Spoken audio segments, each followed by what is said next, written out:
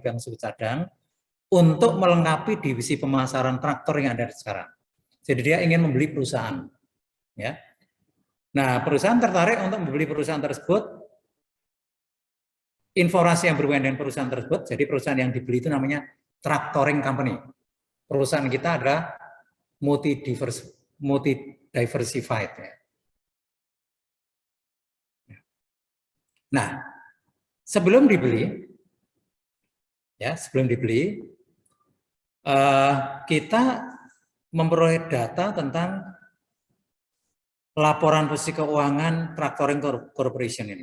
Ya, ini asetnya ada PPE, ada inventory, ada piutang, ada kas. Totalnya 255.000. Kemudian di sisi kanan, ya, yaitu ada modal saham 100.000, saldo laba 100.000, lalu ada utang lancar 55.000. Nah, sekarang dari sini, ini saja ya, kalau dari sini saudara diminta menentukan berapa aset bersihnya. Total aset dikurangi dengan liabilities ya.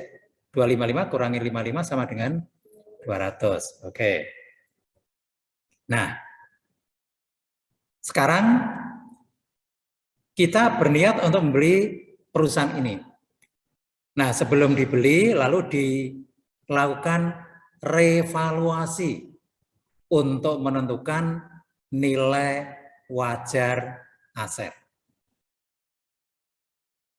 Nah, sekarang Anda perhatikan. Praktik semacam ini itu sudah lama terjadi.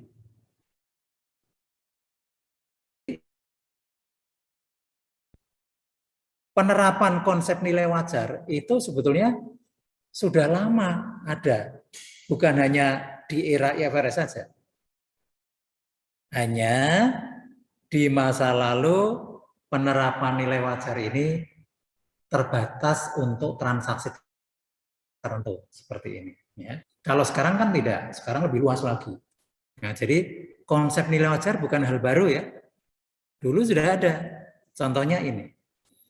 Nah, singkat cerita setelah dinilai ulang, yang tadi memiliki nilai berapa? 255, sekarang setelah direvaluasi, nilainya meningkat menjadi 350.000. Ya. Kalau yang ini nilai wajar aset bersih ya. Kalau tadi nilai wajar aset bersih kan berapa? Nilai cost ya. Cost aset bersih 200. Sekarang setelah dihitung nilai wajarnya, nilainya meningkat menjadi 350. Ya. Nah, per itemnya saudara bisa bandingkan. Kalau kas itu ya nilai wajar dengan nilai ini sama ya, nggak meningkat. Piutang juga tidak meningkat. Ya. Karena kalau piutang meningkat ya debitur kita protes ya. Punya utang kepada kita 35 kok berubah menjadi berapa gitu ya. Nah, ini. Jadi piutang dan kas tidak berubah. Inventory dan PPE ini yang berubah. Nah, kemudian berdasarkan revaluasi itu, kemudian Tractoring Company itu bersedia untuk menjual perusahaannya kepada kita, tapi dia minta harga 400. Gitu ya. Loh kok 400? Padahal nilai wajar aset bersih hanya 350. Ya, karena memang perusahaan itu punya sesuatu yang apa ya? Yang berbeda gitulah. Seperti tadi saya ceritakan gitu ya. Nah, berapakah goodwill jika ada? Nah, kira-kira berapa goodwillnya? 50. Ya, 50. Nah, dalam kondisi seperti inilah kita baru boleh mencatat, mengakui dan mencatat adanya goodwill. Jadi kalau tidak ada akuisisi, tidak ada pembelian perusahaan, kita tidak boleh mengakui adanya goodwill. Clear ya? Nah, sehingga ini perhitungannya tidak perlu kita bahas lagi ya, nanti bisa dicermati lagi, sudah ada paham. Lalu jurnal untuk mencatat ya, kita mengeluarkan uang 400 kita kredit. Kemudian aset yang kita beli ya kita catat seperti ini ya. PPE 205. Nah, 205 itu kan hasil revaluasi. Hak paten, persiaan, piutang, kas. Nah, lalu ada aset baru namanya goodwill. Ya, 50.000. Kemudian liabilitas ya 55. Kreditnya atas. Jelas ya? Jadi goodwill itu ya itu. Goodwill itu timbul dari transaksi akuisisi atau pembelian perusahaan. Nggak ada yang jual. Ini saya punya goodwill mau dibeli nggak bisa itu karena itu melekat di perusahaan. Nah itulah sebabnya atau penjelasannya atau reasoningnya mengapa goodwill itu umurnya tidak terbatas. Ya karena itu melekat di perusahaan. Sudah ya? Oke.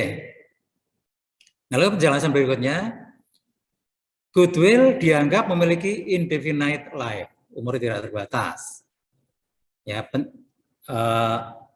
penjelasannya sudah tadi ya.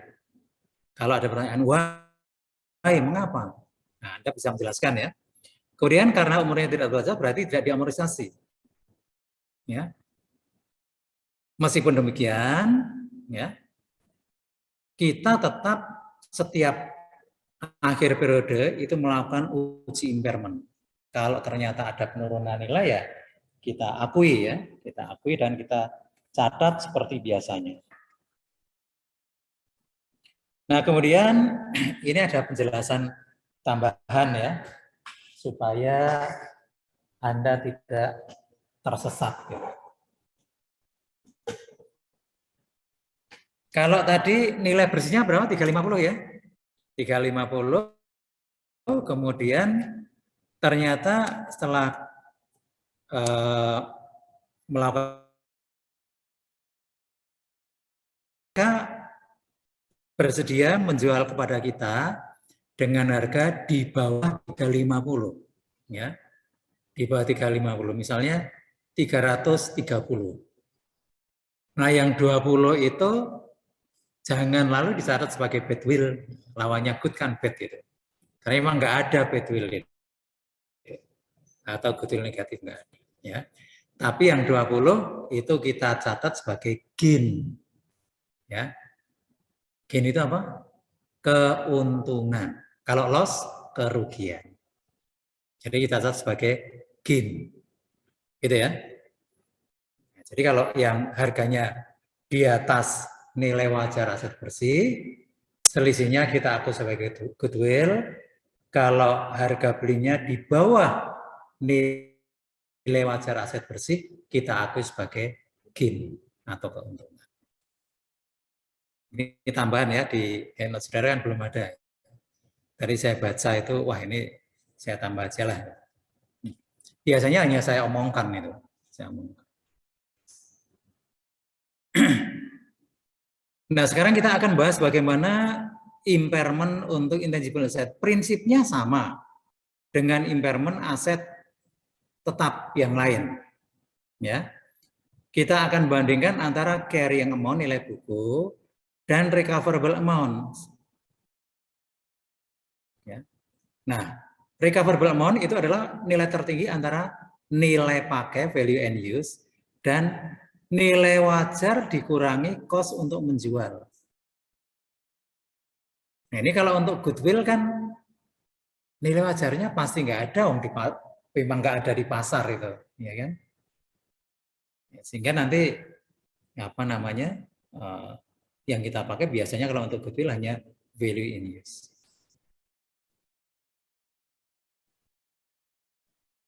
Oke, sekarang coba kita lihat ini untuk hak paten ya. Misalnya Lords Incorporation memiliki hak paten untuk mengekstraksi minyak dengan nilai buku sebesar 5 juta dolar pada akhir 2010. Penemuan tambang minyak baru mempengaruhi permintaan minyak sehingga hak paten mengalami penurunan